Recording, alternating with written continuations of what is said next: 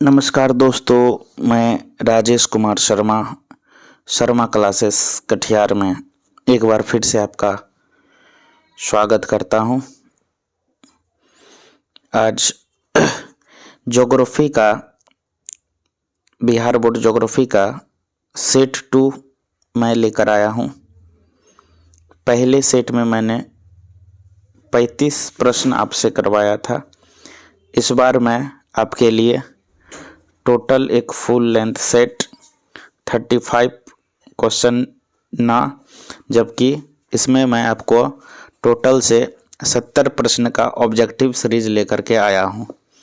और इस प्रश्न को आप देखिए, बहुत ही वीवीआई प्रश्न है और आपके एग्ज़ाम के परीक्षा के दृष्टिकोण से भी बहुत ही ज़्यादा मददगार साबित होगा। तो चलिए आइए आज का सेशन स्टार्ट करते हैं। तो आज का हमारा पहला प्रश्न है, निम्न में से कौन आर्थिक भूगोल का उपक्षेत्र नहीं है? निम्न में से कौन आर्थिक भूगोल का उपक्षेत्र नहीं है? तो दोस्तों, हमारा आर्थिक भूगोल का उपक्षेत्र नहीं है, ये तो आर्थिक भूगोल का क्षेत्र है। औद्योगिक भूगोल ये भी आर्थिक उपक्षेत्र है। पर्यटन भूगोल ये भी आर्थिक है। आर्थिक का मतलब होता है जिससे इनकम होता है, जिससे पैसा मिलता है, आर्थिक आय आता है, उसी को उपक्षेत्र कहते हैं। तो दोस्तों, इनमें से जो ये आप सैन्य क्षेत्र, ये जो है कि सैनिक वाला बात हो गया, इसमें युद्ध वाला बात हो गया। तो सैन्य भूगोल जो है यह आर्थिक भूगोल का क्षेत्र नहीं है। तो हमारा राइट आंसर ये हो जाएगा। दोस्तों, ये तीनों आर्थिक भूगोल का क्षेत्र है, यह सैन्य भूगोल आर्थिक भूगोल का क्षेत्र नहीं है। अगला प्रश्न है दोस्तों, कालाहारी मरुस्थल में कौन सी जनजाति निवास करती है? तो कालाहारी मरुस्थल में दोस्तों बुशमैन जनजाति निवास करती है। बहुत ही वीवीआई प्रश्न है, इसको आप याद रखिएगा। कालाहारी मरुस्थल डेजर्ट है यह कालाहारी मरुस्थल। यहाँ पर जो है कि बुशमैन जनजाति जो है कि निवास करती है। अगला प्रश्न है दोस्तों, निम्न पुस्तकों में से कौन हम्बोल्ट के द्वारा लिखा गया है? निम्न पुस्तक में से कौन सा हम्बोल्ट के द्वारा लिखा गया है? तो हमारा जो हम्बोल्ट के द्वारा जो दोस्तों लिखा गया पुस्तक है वह है जनसंख्या भूगोल। जनसंख्या भूगोल नामक पुस्तक जो है कि हम्बोल्ट के द्वारा लिखा गया है, इसको आप याद रखिए। क्वेश्चन नंबर 4 में आ गए दोस्तों। क्वेश्चन नंबर 4 कहता है, किस प्रकार की बस्ती सड़क नदी और नहर के किनारे पाई जाती है? किस प्रकार की बस्ती जो है दोस्तों सड़क, नदी और नहर के किनारे में पाई जाती है? तो इसमें जो है कि दोस्तों आपका हो जाएगा रेखीय बस्ती। रेखीय बस्ती जो है कि सड़क के किनारे, नहर के किनारे पाई जाती है। क्योंकि दोस्तों याद रखिए आप, क्योंकि देखिए नहर भी जाता है तो सीधे जाता है। अगर नहर सीधे जाएगा तो इसी के आसपास आदमी घर सब बना लेता है, घर बना लेता है। तो देखिए ये जो है कि नहर के सीधा सीधा रेखीय एक रेखा का निर्माण हो गया, इसीलिए इसको रेखीय बस्ती को जन्म देता है। यह सड़क भी होता है तो इसी प्रकार का होता है, नहर भी होता है तो इसी प्रकार का। मान लिया जाए कोई नहर है, देखिए नहर ऐसे पानी जा रहा है तो नहर के दोनों साइड जो है कि बस्ती बसा हुआ, इधर भी इधर भी, तो एक प्रकार का रेखा का निर्माण हो जाता है। तो हम कह सकते हैं, हमारा प्रश्न क्या था? हमारा प्रश्न था कि किस प्रकार की बस्ती सड़क, नदी और नहर के किनारे पाई जाती है? तो इसका सही उत्तर हो जाएगा दोस्तों रेखीय बस्ती जो है कि पाई जाती है।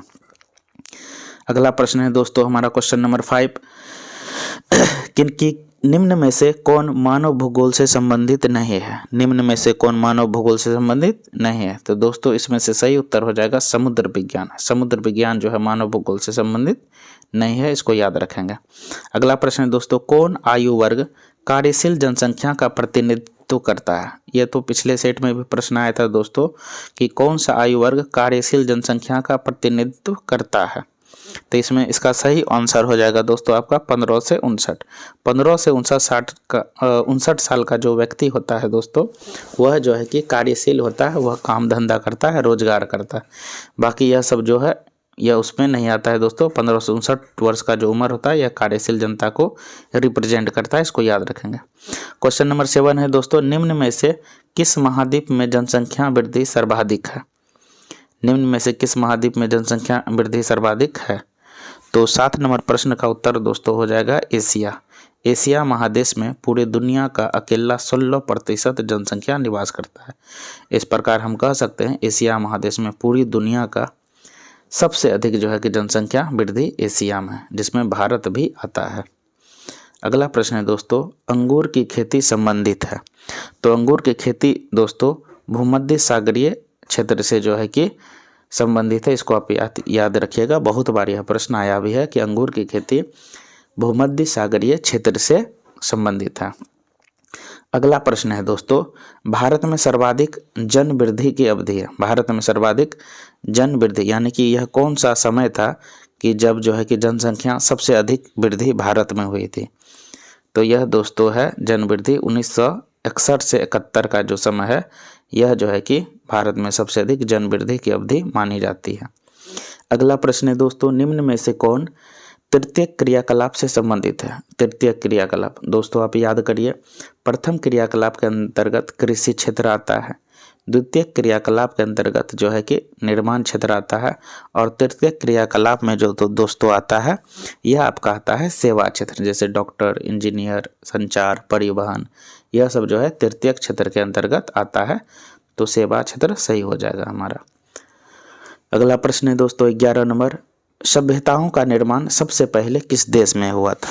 तो सभ्यताओं का निर्माण दोस्तों सबसे पहले जो है कि जर्मनी में हुआ था। जर्मनी में जो है कि सभ्यता का निर्माण हुआ था, इसको आप याद रखिएगा। अगला प्रश्न है दोस्तों कि निम्न में से कौन सामाजिक भूगोल का उपक्षेत्र नहीं है। सामाजिक भूगोल का उपक्षेत्र नहीं है, तो इसका सही उत्तर हो जाएगा दोस्तों सामाजिक भूगोल का उपक्षेत्र चिकित्सा भूगोल जो है कि यह सामाजिक भूगोल का उपक्षेत्र नहीं है। यह किसी भी चिकित्सा भूगोल किसी भी सामाजिक भूगोल के उपक्षेत्र के अंतर्गत नहीं आता है। क्वेश्चन नंबर 13 है दोस्तों ऑब्जेक्टिव, जननांगी संक्रमण का सिद्धांत किसने दिया था। तो यह भी पिछले सेट में आया था दोस्तों कि जननांगी संक्रमण का सिद्धांत जो है यह आपको जो है कि नोइस्टीन ने दिया था, याद रखिएगा। जननांगी संक्रमण का सिद्धांत नोइस्टीन ने दिया था। अगला प्रश्न है दोस्तों, निम्न में से किस देश की जनसंख्या सबसे अधिक है। सबसे अधिक दोस्तों किस देश की जनसंख्या है। तो दोस्तों इन चारों देशों में से सबसे अधिक इंडोनेशिया की जनसंख्या, इंडोनेशिया की जनसंख्या सबसे अधिक है। अगला प्रश्न है दोस्तों, जनसंख्या वितरण को प्रभावित करने वाले कारकों में सबसे महत्वपूर्ण कारक कौन सा है। तो 15 नंबर प्रश्न का उत्तर हो जाएगा दोस्तों जलवायु। जनसंख्या वितरण को प्रभावित करने वाले कारकों में सबसे महत्वपूर्ण कारक जलवायु का है। जलवायु जो है यह जनसंख्या वितरण को प्रभावित करता है सबसे अधिक। अगला है प्रश्न दोस्तों, चाय का सबसे बड़ा उत्पादक देश कौन सा है। तो चाय का सबसे बड़ा उत्पादक देश वर्तमान समय में दोस्तों चीन है। चीन के बाद भारत का दूसरा नंबर आता है, लेकिन पहला नंबर जो है कि चीन का है चाय के उत्पादक के मामले में। अगला प्रश्न है दोस्तों, निम्न में से कौन भारतीय कृषि की समस्या है। निम्न में से कौन भारतीय कृषि की समस्या है। तो 17 नंबर का प्रश्न का जो उत्तर हो जाएगा दोस्तों इनमें से सभी हो जाएगा, क्योंकि देखिए इंडियन एग्रीकल्चर में बहुत सारी समस्या है, जैसे कम उत्पादन का होना, खेत का छोटा छोटा हो जाना विखंडित जोत कहलाता है, अनियमित मानसून, इसका अर्थ मतलब हुआ कि समय पर बारिश भी नहीं हो पाती है। तो भारतीय कृषि में विभिन्न प्रकार का समस्या है, ये सारा समस्या देखने को मिलता है, इसलिए इसका सही उत्तर हो जाएगा इनमें से सभी।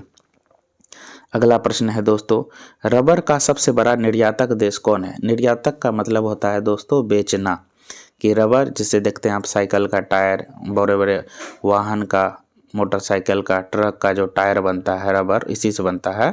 और रबर का सबसे अधिक सप्लायर जो देश है, निर्यातक देश है, वह देश मलेशिया है। मलेशिया ऑप्शन नंबर 4 में है। मलेशिया जो है कि सबसे बड़ा निर्यातक देश है। अगला प्रश्न है दोस्तों, यहाँ पर जो है थोड़ा सा मिस्टेक हो गया है दोस्तों, यहाँ पर आप लिखिए 19 का नंबर जो है यहाँ पे है बाबा बुदन की पहाड़ी। बाबा बुदन की पहाड़ी, बाबा बुदन की पहाड़ी किस राज्य में है। तो दोस्तों यह कर्नाटक में है। बाबा बुदन की पहाड़ी कर्नाटक में है, आप याद रखिएगा। बाबा बुदन की पहाड़ी कर्नाटक में है, आप याद रखिएगा। आगे बढ़ते हैं दोस्तों, निम्न राज्यों में से कौन गोंडवाना कोयला क्षेत्र के लिए प्रसिद्ध है। यह भी पिछले सेट में हुआ था दोस्तों। तो गोंडवाना कोयला क्षेत्र के लिए दोस्तों झारखंड सबसे ज़्यादा फेमस है। झारखंड पूरे इंडिया में सबसे अधिक जो है कि कोयला का उत्पादन करता है। अगला प्रश्न है दोस्तों, निम्न में से कौन चीनी उत्पादक में अग्रणी राज्य है? तो 21 नंबर प्रश्न का सही उत्तर हो जाएगा महाराष्ट्र। महाराष्ट्र में जो है कि चीनी उत्पादन में यह सबसे आगे राज्य है। अगला प्रश्न दोस्तों, क्वेश्चन नंबर 22 कि भारत में गेहूं उत्पादन में अग्रणी राज्य कौन सा है? तो गेहूं उत्पादन के मामले में भारत में अग्रणी राज्य उत्तर प्रदेश है। उत्तर प्रदेश में जो है दोस्तों सबसे अधिक जो है कि गेहूं उत्पादन होता है, और दूसरे स्थान पे आ जाता है आपका पंजाब में गेहूं उत्पादन होता है दूसरा स्थान पे। 23 नंबर प्रश्न है, इनमें से कौन गहन कृषि से संबंधित नहीं है? इनमें से कौन फसल गहन कृषि से संबंधित नहीं है? तो 23 नंबर प्रश्न का उत्तर हो जाएगा दोस्तों गन्ना। गन्ना जो है कि गहन कृषि फसल से संबंधित नहीं है। अगला प्रश्न दोस्तों, भारत में केंद्र शासित प्रदेशों की संख्या कितनी है? यह भी जो है कि पिछले बार प्रश्न आया था दोस्तों कि भारत में केंद्र शासित प्रदेशों की संख्या कितनी है? तो भारत में केंद्र शासित प्रदेशों की संख्या 8 है। अगला प्रश्न है दोस्तों, भारतीय जनगणना के अनुसार किसी नगर के श्रमिक बल का कितना प्रतिशत भाग गैर कृषि कार्यों में लगा होना चाहिए? तो 25 नंबर का प्रश्न का जो सही उत्तर हो जाएगा दोस्तों यह हो जाएगा 25%, यानी कि 25% लोग जो है कि गैर कृषि कार्यों में लगा होना चाहिए। प्रश्न नंबर 26 है दोस्तों, निम्न में से कौन सा एक समूह भारत में विश्वसनीय भाषाई समूह है? तो 26 नंबर प्रश्न का उत्तर हो जाएगा दोस्तों भारतीय आर्य। भारतीय आर्य जो होता है यह जो है कि एक समूह भारत कृषि में भाषाई समूह है। अगला प्रश्न है 27 नंबर प्रश्न कि कौन प्राथमिक क्रियाकलाप से संबंधित है? तो प्राथमिक क्रियाकलाप से जो संबंधित है दोस्तों इनमें से जो है कि कृषि जो है प्राथमिक क्रियाकलाप से संबंधित है। 28 नंबर प्रश्न है, निम्नलिखित खनिजों में किसको भूरा हीरा कहा जाता है? तो भूरा हीरा कहा जाता है दोस्तों लिग्नाइट को। लिग्नाइट एक कोयला होता है, इसी को भूरा हीरा कहा जाता है। अगला प्रश्न है दोस्तों कि दक्षिण भारत में सिंचाई का मुख्य साधन कौन है? तो दक्षिण भारत में सिंचाई का मुख्य साधन जो है कि तालाब है। तालाब जो है दक्षिण भारत में सिंचाई का मुख्य साधन है। अगला प्रश्न है दोस्तों, भारत में पूर्ण जनगणना पहली बार कब हुआ था? तो भारत में पूर्ण जनगणना पहली बार भारत में पूर्ण जनगणना जो है कि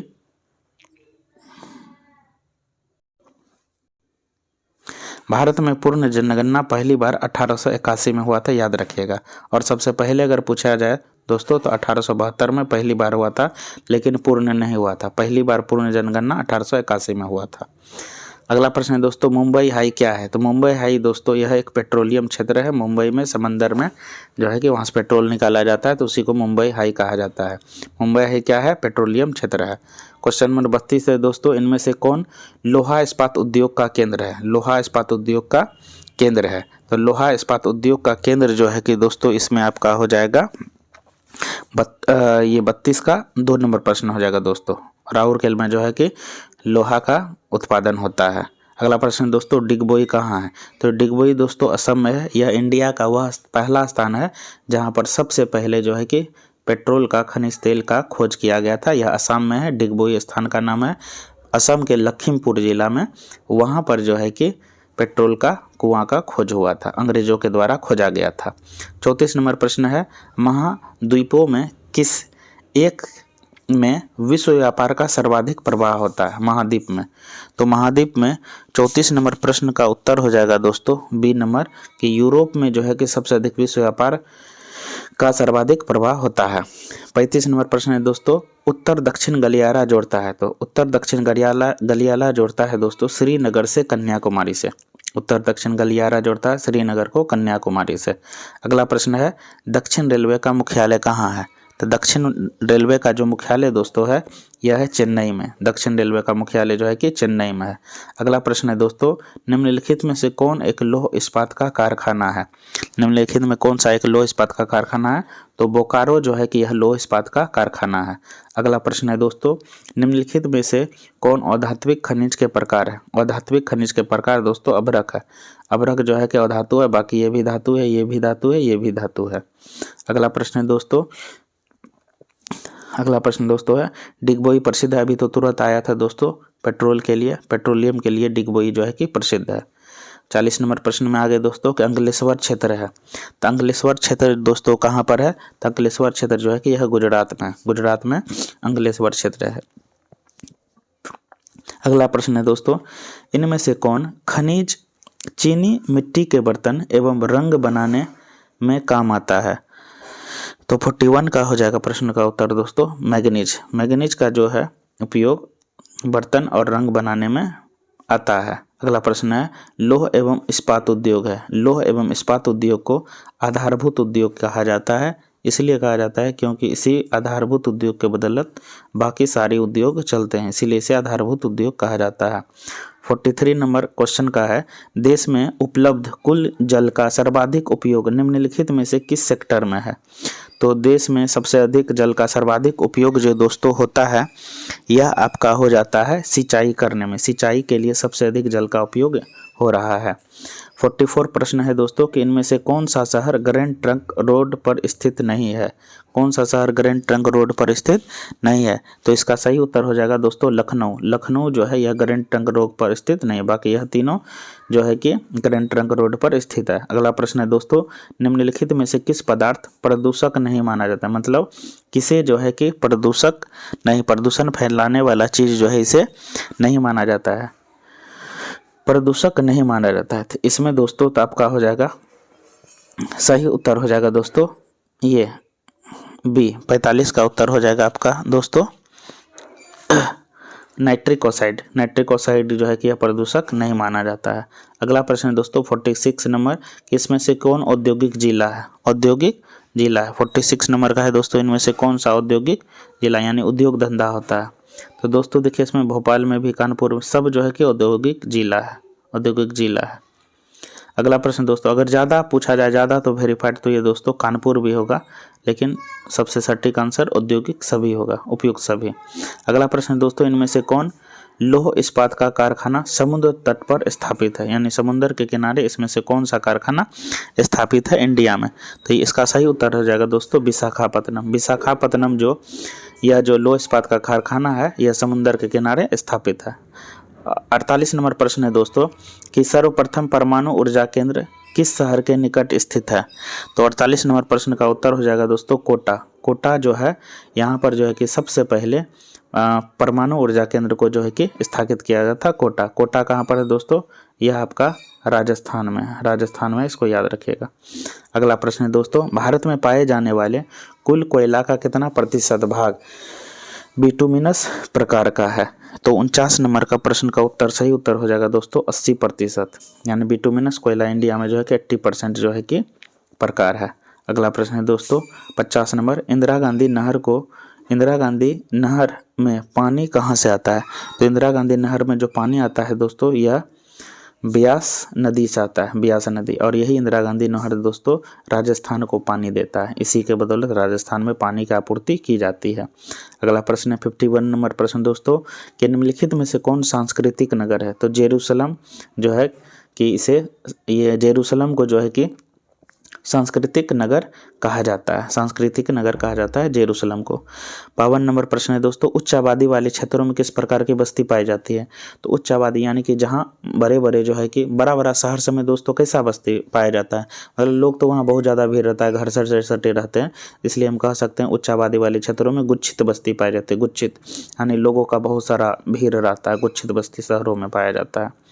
अगला प्रश्न दोस्तों, भारत के निम्नलिखित राज्यों में से किस एक में साक्षरता निम्नतम है? यानी इसमें से कौन सा राज्य जो है जहाँ पे सबसे कम? आपको तो पता होगा दोस्तों बिहार होगा। बिहार अगर है तो बिहार ही उत्तर होगा। ये देखिए बिहार दोस्तों आ गया। बिहार जो है इंडिया में सबसे कम पढ़ा लिखा राज्य है, पिछड़ा राज्य है। अगला प्रश्न दोस्तों, निम्नलिखित में से कौन मानव विकास का मुख्य क्षेत्र है? मानव विकास का मुख्य क्षेत्र दोस्तों स्वास्थ्य भी है, संसाधन भी है, शिक्षा भी है, अर्थात इसका सही उत्तर हो जाएगा उपरोक्त सभी। मानव विकास में जो है कि ये तीनों चीज प्रमुख रूप से भूमिका निभाते हैं। 55 नंबर प्रश्न है दोस्तों, निम्नलिखित में कौन एक राजधानी है? तो राजधानी तो आपको पता होगा दोस्तों, बिहार की राजधानी एक पटना है, तो यह इसी एक राजधानी नगर है, बाकी ये तीनों शहर है, लेकिन इसका सही उत्तर हो जाएगा पटना। अगला प्रश्न है दोस्तों, निम्नलिखित में से कौन गंगा के मैदान का महत्वपूर्ण मानव अधिवास है? तो गंगा के मैदान का महत्वपूर्ण मानव अधिवास दोस्तों यह हो जाएगा आपका अवध। अवध जो है कि महत्वपूर्ण अधिवास है। अगला प्रश्न दोस्तों 57, मंगलोर पतन कहाँ है? तो मंगलोर पतन जो है कि दोस्तों यह आपका है कर्नाटक में। कर्नाटक में जो है कि मंगलोर पतन है। अगला प्रश्न है दोस्तों, रबी फसल पैदा होती है, तो रबी फसल कब पैदा होती है दोस्तों? यह शीत ऋतु जाड़े के मौसम में जो है कि रबी फसल पैदा होती है। अगला प्रश्न है दोस्तों, भारत में हरित क्रांति कब हुआ था? तो दोस्तों भारत में हरित क्रांति 1967-68 में हुआ था। डॉक्टर MS स्वामीनाथन के द्वारा किया गया था, ताकि धान का फसल, गेहूं का फसल को जो है अत्यधिक उत्पादन बढ़ गया था पंजाब क्षेत्रों में। पवन ऊर्जा से संबंधित, पवन ऊर्जा किससे संबंधित है दोस्तों? वायुमंडल से। वायु चलेगा तब तो पवन ऊर्जा उत्पन्न होगा, इसलिए वायुमंडल से यह संबंधित है। अगला प्रश्न है दोस्तों, शुष्क कृषि में निम्न में से कौन सी फसल नहीं बोई जाती है? तो शुष्क कृषि में जो है कि इसमें दोस्तों 61 का जो प्रश्न हो जाएगा दोस्तों गन्ना। शुष्क कृषि में जहाँ सूखा पड़ता है वहाँ गन्ना को नहीं बोया जाता है। अगला प्रश्न दोस्तों, निम्न में से कौन खरीफ फसल है? खरीफ फसल इनमें से कौन सा है दोस्तों?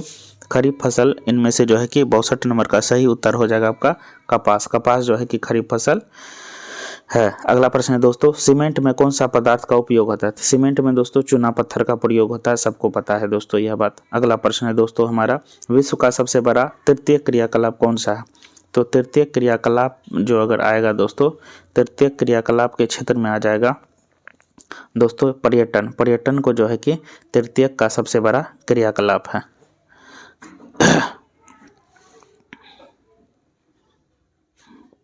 अगला प्रश्न है दोस्तों, पर्यावरण संरक्षण अधिनियम कब लागू किया गया? तो पर्यावरण संरक्षण अधिनियम जो है दोस्तों यह आपको 1986 में लागू किया गया। अगला प्रश्न है दोस्तों, विश्व में प्रथम सार्वजनिक रेल मार्ग कब जो है कि आरंभ हुआ था? तो 1825 में जो है कि विश्व में सबसे पहले जो है कि सार्वजनिक रेल मार्ग स्टार्ट हुआ था। भाप के इंजन का आविष्कार कब हुआ था, किस सदी में हुआ था? तो 67 नंबर प्रश्न का उत्तर हो जाएगा दोस्तों यह आपका 18वीं शताब्दी में। 18वीं शताब्दी में सबसे पहले भाप के इंजन का आविष्कार हुआ था। अगला प्रश्न है दोस्तों, द्वितीय क्रियाकलाप संबंधित है। तो द्वितीय क्रियाकलाप दोस्तों जो कि निर्माण क्षेत्र होता है, निर्माण क्षेत्र यानी कि विनिर्माण क्षेत्र को द्वितीय क्रियाकलाप कहते हैं। 69 नंबर प्रश्न है दोस्तों, भारत में जनसंख्या का वार्षिक वृद्धि दर क्या है? तो भारत में जनसंख्या का वार्षिक वृद्धि दर जो है दोस्तों है यह आपका है 1.64%। 1.64% दोस्तों एक यह प्रश्न अभी जो बताए थे आपको पीछे आया हुआ था, सड़क के किनारे किस प्रकार की बस्ती पाई जाती है, मैंने आपको एग्जाम्पल भी दिया था। इस प्रश्न का उत्तर आप जो है कि हमें नीचे पर कमेंट बॉक्स में लिखिए। कमेंट बॉक्स में जो है कि इस प्रश्न का उत्तर दीजिए कि सड़क के किनारे किस प्रकार की बस्ती पाई जाएगी। दोस्तों अगर आपको यह वीडियो अच्छा लगता है तो कॉपी में नोट करिए, लिखिए। हम आपको विश्वास दिलाते हैं एग्जाम में आपका प्रश्न इससे बाहर नहीं जाएगा। अगर आपको यह वीडियो अच्छा लगता है तो लाइक करिए, कमेंट करिए, शेयर करिए, अपने दोस्तों को भी बताइए। इसी प्रकार से मैं रोज़ लेकर के एक नए चैप्टर का वीडियो लेकर के आता हूँ और मिलते हैं फिर से नए वीडियो में। थैंक यू, धन्यवाद।